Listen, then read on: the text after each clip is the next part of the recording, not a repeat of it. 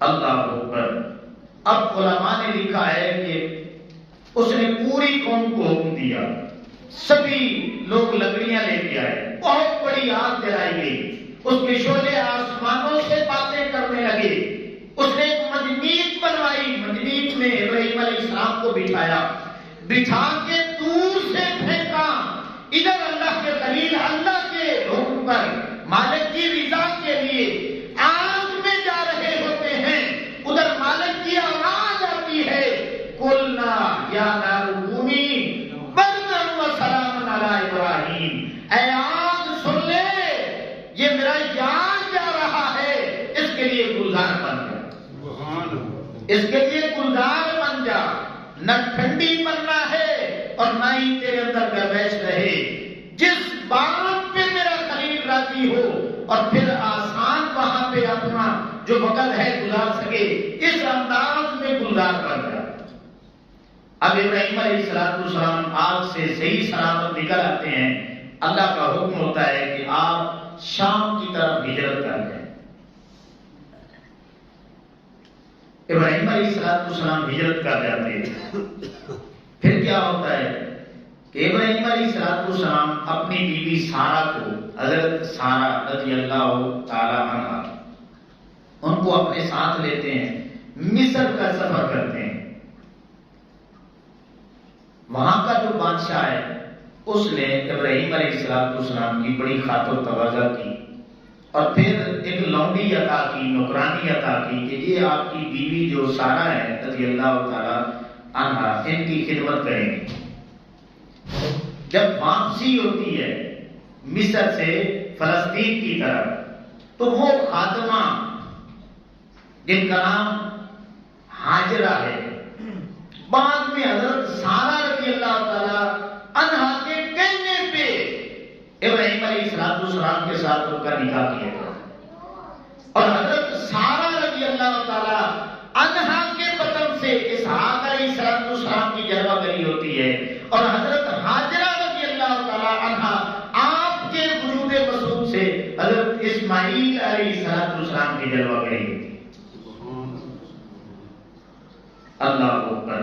اور پھر ان بیٹوں کے لیے ابراہیم علیہ السلام نے بڑی دعائیں مانگی ہیں۔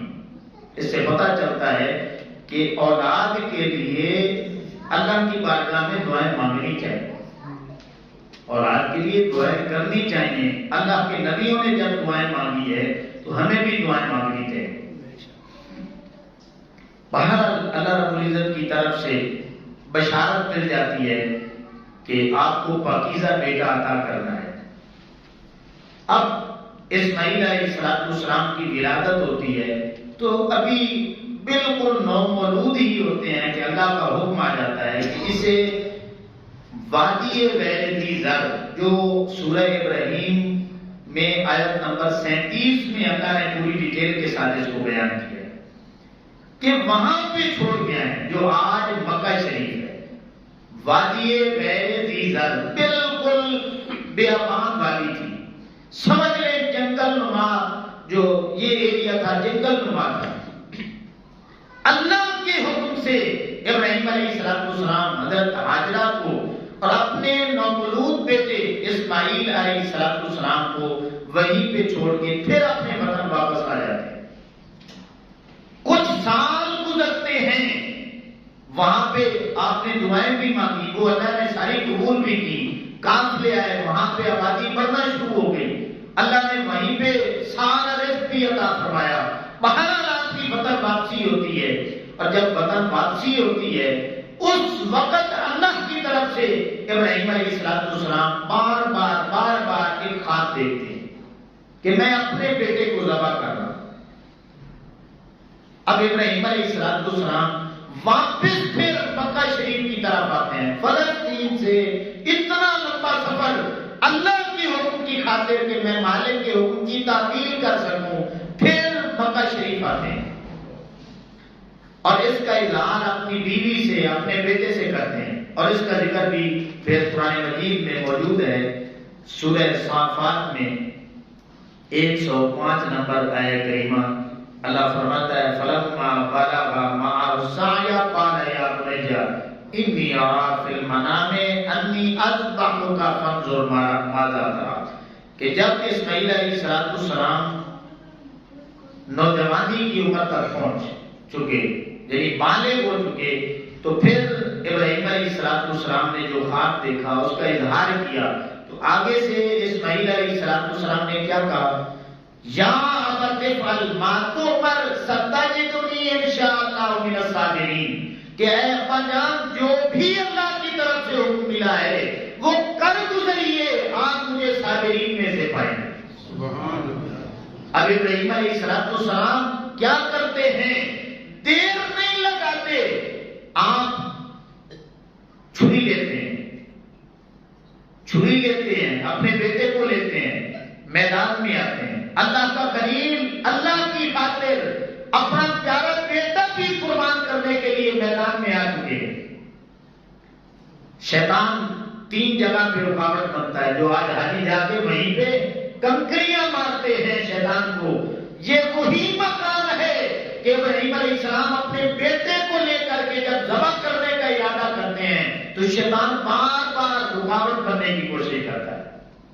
تو ابراہیم علیہ السلام کنکریاں اٹھا کے لگاتے ہیں، تو اللہ کو یہ ادا اتنی پسند آتی ہے کہ قیامت تک ایمان والے اب اس جگہ پہ جو رخت پتھر ہے ابراہیم علیہ السلام کی سنت پر عمل کرتے ہوئے شیطان کو پتھر مارتے رہیں گے۔ اللہ اکبر۔ اب کیا ہوا، بیٹا لیٹ چکا ہے۔